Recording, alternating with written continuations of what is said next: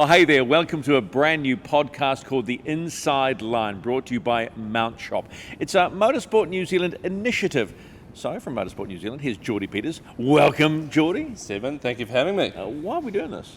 Well, there's so many great New Zealand motorsport stories out there, so many passionate people. We thought this is a great opportunity to tell those stories, uncover some of the stories and some of the people that perhaps you don't hear too much from in the media.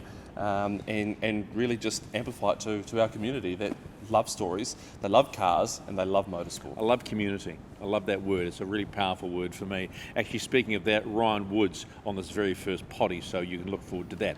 Okay, about 480,000 people turned up at Melbourne. Just a couple. Probably about 2/3 of those might have been Kiwis, looking to see how Liam Lawson went on in the opening Grand Prix. Qualified okay, but boy, he was bedeviled like a lot of the field by tech problems, eh? Yeah, and look, I think the jury's still out on a lot of that new tech in Formula One. Don't like it. Yeah, no, you don't like it. No. I think, yeah, to the purists or people who think they're purists like me, it just didn't feel right. You've got cars dropping a huge amount of speed at the end of the straight, but on the flip side, we did get a bit more racing. We got changes for the lead. We got overtaking. It was a little bit short-lived, but it was probably more than what we were used to in Formula One. And then, yeah, unfortunately for Liam, battery tech and all of that new tech, I think just got the better. Well, didn't get the better of him. I think they actually had issues all weekend. So you like it? You like it? I haven't made my mind up on it, to be honest. No, right. You sit on that big old white picket fence there.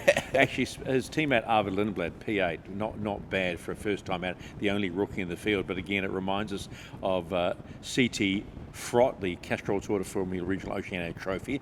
He's a former winner. And the current champion, Uga Chukwu in F3, wins the feature race. I mean, once we say this over and over again, year after year, that CT Frott series just produces talent, and we see it every year. Yeah, absolutely. And before we go to CT Frott, I think just to round out the Liam conversation, it's a big silver lining that V-Carb, the team has pace. Arvid was fast. Liam was fast when he had to come back through the field. So that's good for Liam fans, good for New Zealand and going into the next round in China. And then, yeah, CT Frott, Castrol Toyota, Formula Regional Oceania Trophy. Good boy. Love it. Got to get it in there. Yeah. And its various iterations over more than 20 years have been so important in getting not only Kiwis onto the world stage, but actually helping the next generation from across the world. We've got Europeans, Americans, all sorts have come through there. We've got a number of drivers in Formula One after doing TRS or CT Frott or CT Frott. God, how many names does it need? Well, why don't we just say it works? It works, and I think the name changes is a credit to Toyota and the organisers, because they have evolved the series over time. They've not just stuck with one formula, they've evolved it. They've got the super licence points, they've got the Formula Regional status, they've got new teams this year, which I thought was massive. Great, and the shortened season too, because it allowed those new teams to come in, so we saw more new talent to fit in with their own testing programs. Yeah, it's a great innovation from them, and the results show more than a third, I think, of the field in F3 at the weekend in Melbourne had gone through CT Frott over the years. The funny thing about Uga Chukwu, I was down there for the Grand Prix weekend.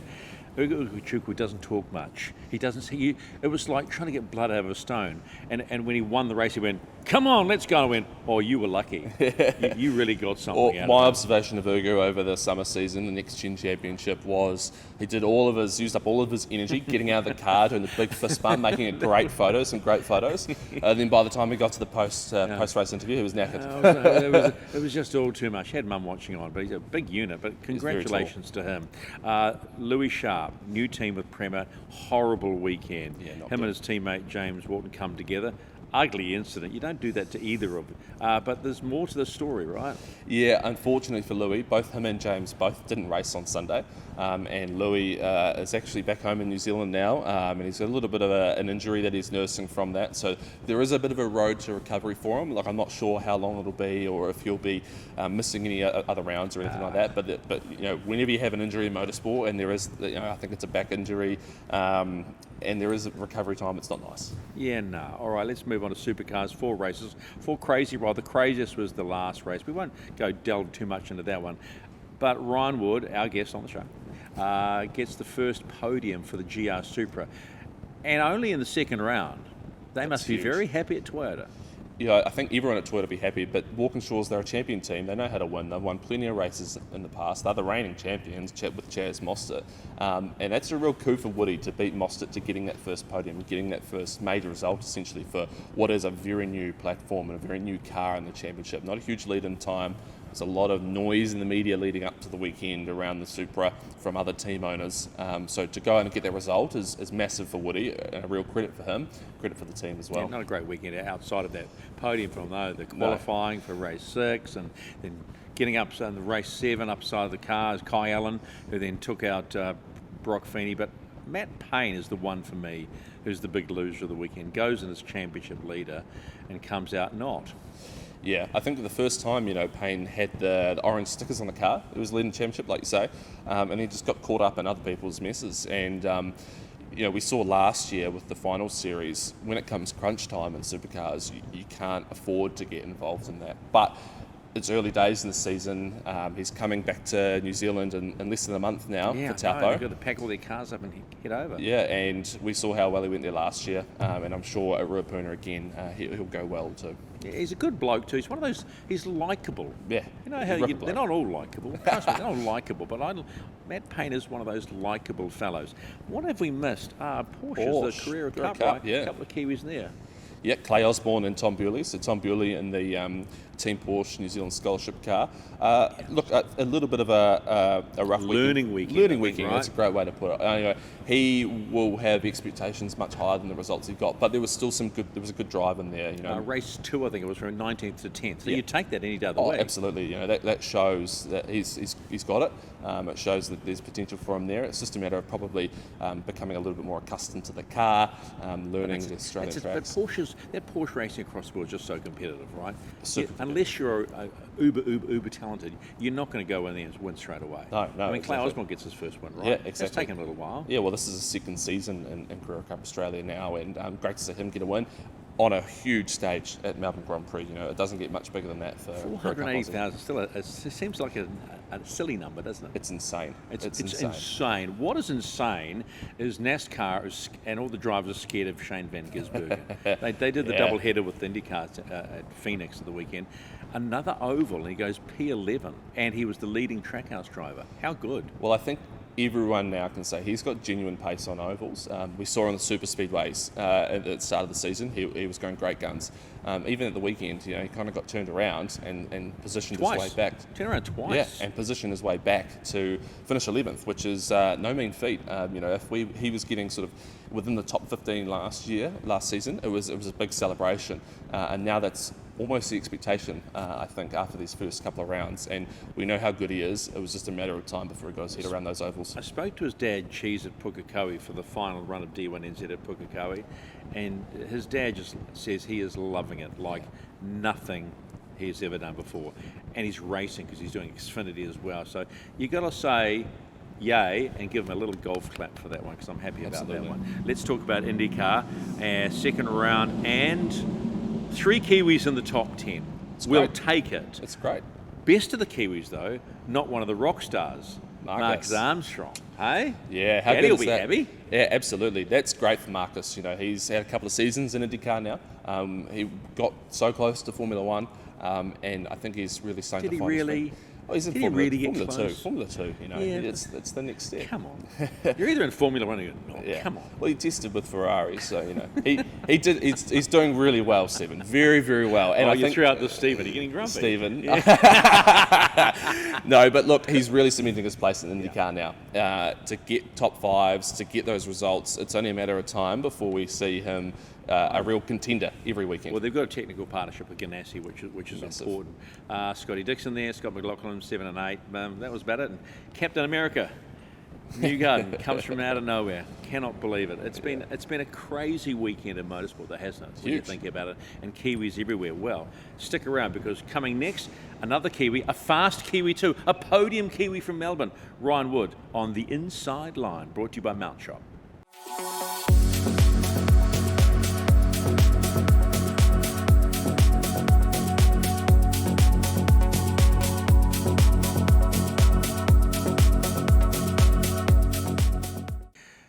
You're watching the Inside Line, brought to you by MountShop. We're actually at a really cool place called Matchbox, which houses your favourite toys, basically your cool cars. Time to talk supercars with Ryan Wood. G'day, buddy. How are you? Yeah, good, mate. How are you? Hey, I am fine. Welcome to the very first edition of the Inside Line. Tell me about your weekend. First podium ever for Toyota. How good does that feel?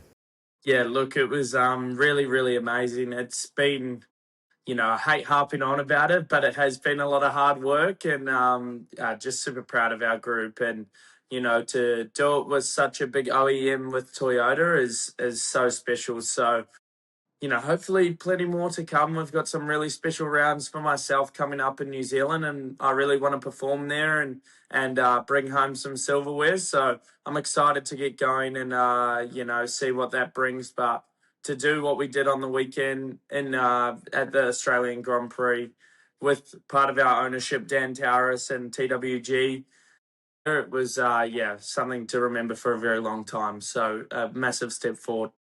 It must be quite encouraging that you're only into the second round, and the GR Supra looks like it's up to speed. It was always going to be a development race, really, wasn't it? Yeah, look, it's you've got to go in there with an open mind and be realistic. And at the end of the day, we probably didn't do that as much as we should have at round one, and I think that's why we were a little bit on the back foot.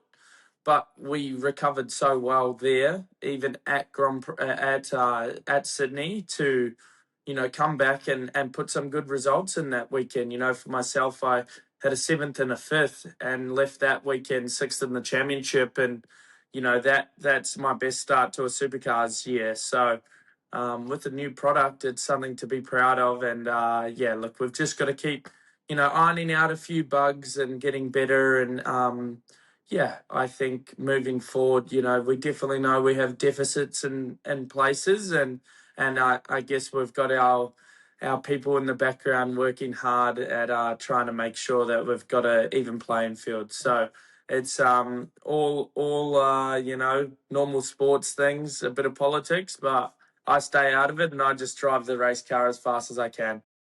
Exactly, just to go do your job, man. Hey, driving the Supra as opposed to the Mustang, what are the big differences? Yeah, look, I guess the aero platform is a bit different, and that's what we've started to learn, that we're working in different numbers that we've ever worked in. So, the car's reacting differently to changes and heights and everything like that compared to the Ford Mustangs. So it's starting from scratch. It's not easy. It's been a little bit of a mind boggle because you get so used to something and so reliant on changes, and your first instinct is to go, oh, last year we did this and it worked. That doesn't work anymore. So we're going out of our wheelhouse and getting new information to make sure we move forward. The car itself does things that we wish the Mustang would have done, and the Supra does stuff that we wish, what Yeah, vice yeah. versa sort of thing. So it's a game of to and throws, and we've just got to keep developing. But the exciting part is there's a lot more positives in the car than negatives after two rounds. So there's a lot of a big future, I think, with this product. The engine is obviously something that needs work, but yeah, like the actual car balance is pretty cool. Yeah, that sounds good too. Hey, when you get to the Enduros, you look at that cockpit and the door, and you've got a teammate to get in and out of. Have you thought about that? It looks like you'd have to literally slide each other out or wedge yourself out. Is that going to be a disadvantage, bud? Yeah, it's gonna be hard. The sill on the Supra comes out this big, whereas on the Mustang it was about this big. So it makes it very hard to hook your leg over. And for someone who's quite short and not very, I guess, flamboyant and getting in and out of the car, it's gonna be a tough enduro season. I think I'm gonna get pretty good at Pilates before we get to that part of the year, and try and limber up. But it's definitely different. It's something we still need to work on. Even stuff like that, how to make it easier to get in and out of. So I'm guessing the engineers will say, "Oh, you don't need anything to make it easier. Just get, Flexible. yeah, Flexible. flexible. Yeah." So I guess it's up to me, but no, definitely already have like bruises on the backside of my leg because of it. Because it is harder to get in and out of, where I would have never had that in the Mustang. So it's just little things, your body and your brain will get used to it. And by the time enduros come around, we should be okay. But it's definitely going to be a bit harder than the other cars. Were you playing the sympathy card there with the bruises already? Yeah, yeah. I'm just trying to make sure Deb understands why I went bad in the last two races because I had a bruise. So, no. Fair play. Hey, can we just go back to the start of the year, because you've been racing basically all year now. Why did you go and do CT Frot? Look, I think for me it was something I've always wanted to do. It was really, really special. It was really a lot of fun. Obviously, Murph had a lot to do with it all coming together, including Josie, Scott O'Donnell, Deb. So many people pulled the strings in the background to make it happen, and obviously Toyota New Zealand. And yeah, it was something that I really, really enjoyed a lot more than I ever thought I would. So I'm so glad that I did it. I did it with a great group of people, with the MTech crew. And I just wanted to race more. I just wanted to be ready for this year. I wanted to push myself to new limits. It's something I've never done, never driven wings and slicks. And yeah, I'm glad I did it. So it was a lot of fun. It was a lot of, I guess, relearning about different things, and pushing myself to new limits. So it was a something that I wish I can do again. And yeah, maybe we'll be able to come back one day and do the Grand Prix or what have you. Did you learn anything that helps you driving at the moment, or is it just that different it doesn't really translate? I definitely learned stuff about high speed and aero, and that's probably been my biggest, I guess, gain in myself this year. Something I really struggled with was long flowing corners and high speed tracks, and AGP is a pretty high speed track, and I was pretty good there at times this weekend, and same with Sydney. So it's definitely made me better. I feel a lot more confident in areas that I thought were a weakness, and that's all you need to do when you're a driver, is try and make your weaknesses not your weaknesses. So it's like being a footy player, but we're not able to go and kick a football every day, So it's quite a bit different. Yeah, stick to what you're good at, right? Hey, you got quite emotional when you won the Denny Hulme Trophy in Taupo. Oh, can you explain why? Um, I don't know. It's just always winning special, but winning in New Zealand with Denny Holmes, obviously someone that's so special to so many Kiwis. And when I was younger, I had won the Denny Holmes trophy in go karts and stuff like that. So I felt like a full circle moment. And yeah, I wish I could have got the Grand Prix win, but that's something I really want to come back and do again. And we set ourselves up well for that weekend to give ourselves a shot at the Grand Prix. And unfortunately, everything happened. And that's why I really want to come back and try and win that. But yeah, I'm so glad that we did win a couple of races and a feature race with the Denny Holm Memorial Trophy. And yeah, it was really cool. So excited to get to Topol next in the Supercars and hopefully do the same. Yeah, let's talk about that. Two back-to-back rounds. How exciting is that from a driver's perspective? And is the feeling generally through the field that they can't wait to do this? I think the Aussies always know the Kiwis step up when we go home and race. So Attaboy. yeah. So I'm excited. It's gonna be massive. We've got some really, really fast Kiwis at the moment. Obviously, Matty Payne, myself, and Andrea, the three Kiwis that are gonna be trying to win the JR Trophy. And yeah, Topol is obviously a really, really awesome event.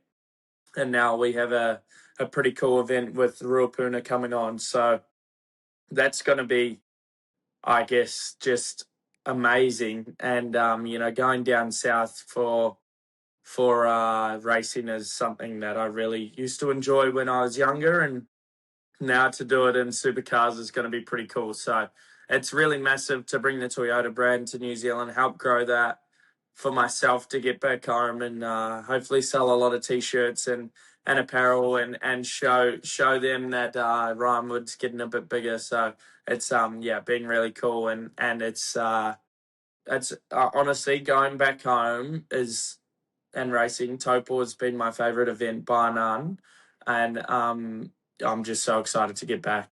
I'm loving the confidence coming out of your goal, mate, because it just feels right. I got one final thought for you. This podcast is being driven by MotorSport New Zealand. You were part of the Elite Academy. For young drivers out there wanting to get into the game, how important was that Elite Motorsport Academy for you? Yeah, look, I think it was more important for me than anyone else because I sort of started to realise that going down there and seeing what the elite sports people that are teaching you are all about and showing you what it's all, how much you've got to put in is a real eye-opener. I'm guessing the class that were there with me probably said that I didn't, I guess have the eyes on as much as others, but I definitely learnt a lot and there's still ways I come out of it, talking to people like we do down there and being able to lean on people is still things I do today with sports psychs, everything like that. So it's definitely gave me a leap forward to then go to sponsors and then also be able to publicly speak as well. It's I remember my first time trying to present to Richard Giltrap and quite a few others down there at the Elite Motorsport Academy, and you're nervous, and then after that you've been sort of taught what to say, how to approach it, and from that point on I definitely felt a lot more confident. So and then it's not stuff that helps you driving, I wouldn't say, but it's stuff to help make your life easier when you get to the track or when you're stressed or before an event, how to make sure you're prepared well. So it's definitely a massive step forward. I've always said to Deb, we need to do like a reunion camp where all the past drivers that have gone need to come back. So and do like another couple of days. But I don't think that would be much learning. Celebrity Academy. Ryan Wood, you're a good bugger. Thanks for joining us on the Inside Line. No worries. Thank you.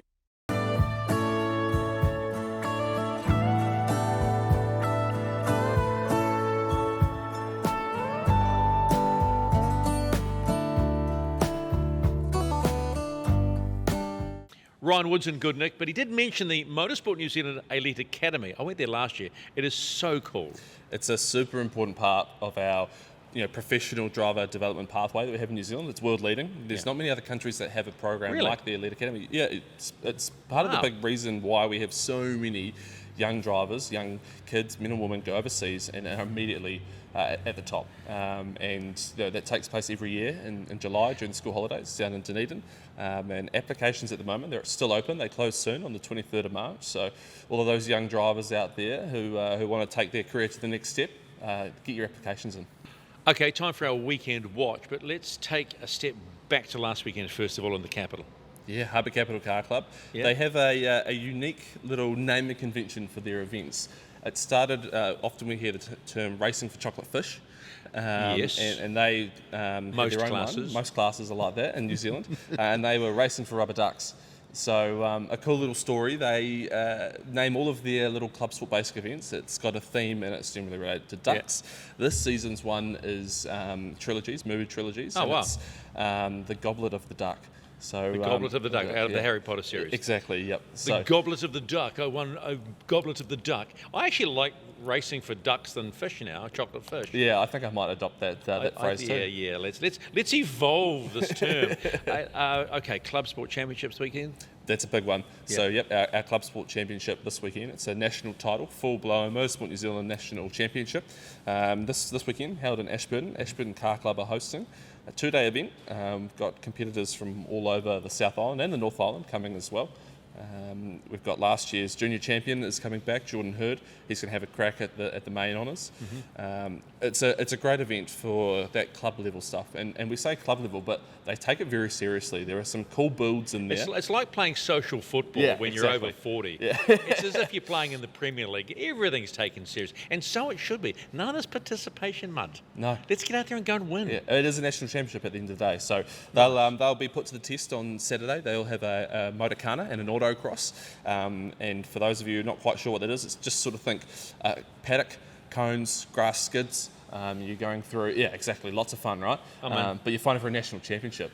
So it's a great event to get involved in. They happen all over the country. We'll run through the ones happening across the rest of New Zealand later on. And then on Sunday, event sprint, so a little bit faster, a slightly longer course, more of a like a sprint with some corners in it, and all of the points and the results, they all sort of get aggregated, and then we crown a new national champion.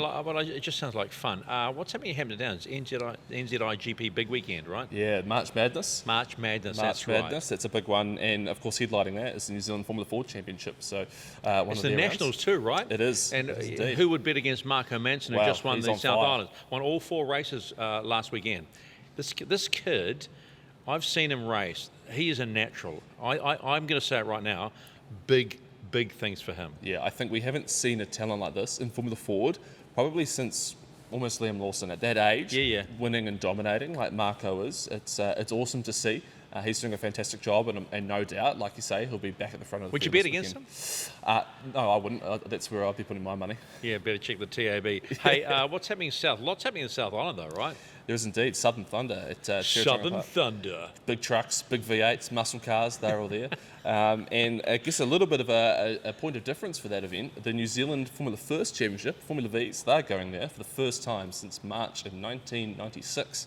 So they're heading south. 20 years? 30 years. 30 years. Yeah. I failed 5th form maths. It was 5th form then, not NCAA 1. So that's going to be a massive event for Southland Sports Car Club in Nice. Teretonga Park, and no doubt there'll be a huge number of spectators. You know out my there. favourite part of Teretonga?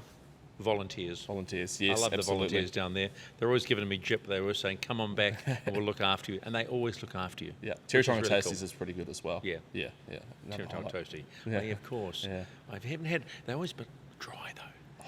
Always a bit You can't dry. say that. You can't say that. Sorry. Okay, move on. What else? Is that us done? Alexandra Road in Wellington, that's another one. Alexandra Road. It's a big sprint. that? It's a hill climb sort of out the Mount Vic way. Huge number of entries every year. They close down the street. Everyone, the local community, they all get in behind it. Cars, cross cars, all sorts of machines going up and down there. It's been around for decades, that event, and no doubt will be another great one. So if you're in Wellington or close to the region, head to Alexandra So you'll be there Road. because you lived close? Yeah, I've been there a couple of times, yep. And so... Have you ever been tempted to just hop on a dunger and do something like this? Oh, absolutely. But you haven't, have you? No, not competitively. Okay, so maybe that's your thing for 2026. Find a dunger. Bucket list And just have a go. Yeah. Maybe just the skids. I'm more on the other side of the fence is typically my involvement. Please. We're done, right? That's us done? That's us. That's us done for the very first Inside Line, Yeah. brought to us by MountShop. How cool. We'll do it again next week, shall we? Absolutely. All right, let's do it again next week. This is the Inside Line. If you want to watch us, go to Spotify, Apple, and also all the Motorsport New Zealand socials. All that stuff you do, okay? And we'll see you next Wednesday, where our guest will be Ben Jenkins from D1NZ as they look forward to their very first round in Gizzy. See you then.